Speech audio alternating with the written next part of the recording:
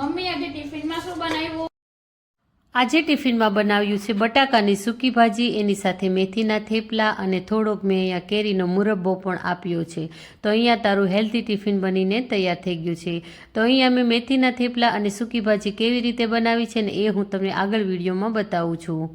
તો પહેલાં તો મેં અહીંયા બધા મસાલા ભરી લીધા અને મેથીને એકદમ ઝીણી કાપી લીધી અને લોટ લઈ લીધો ઘઉંનો, એમાં 2 થી 3 ચમચી તેલ નાખી દીધું, બધા રેગ્યુલર મસાલા નાખી દીધા, સ્વાદ પ્રમાણે મીઠું નાખી દીધું અને મેથી નાખી દીધી. બધું સારી રીતે મિક્સ કરી લેવાનું અને થોડું થોડું પાણી નાખી અને રોટલી જેવો લોટ બાંધી લેવાનો. પછી તમને જેવો ફાવે ને એવો આપણે લોટ બાંધી લેવાનો છે. તો બસ અહીંયા આપણો લોટ બંધાઈને તૈયાર થઈ ગયો છે. હવે એને સાઈડમાં મૂકી દઈશું અને અહીંયા હું બટાકાને બાફવા માટે મૂકી દઈશ. તો મેં અહીંયા 2 ગ્લાસ પાણી નાખી દીધું અને 4 બટાકા લઈ લીધા. મોટા હતા તો એમાં 1 કટ લગાવી દીધી.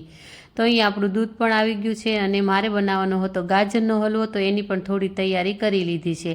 તો બટાકા બફાઈ ગયા ને તો કુકર મેં લઈ લીધું ને ત્યાં મેં રાખી દીધી લોઢી અને હવે બનાવું છું થેપલા. તો બસ આપણે બંને સાઈડ થોડું થોડું તેલ નાખીને એકદમ મસ્ત ક્રિસ્પી થેપલા બનાવીને તૈયાર કરવાના છે.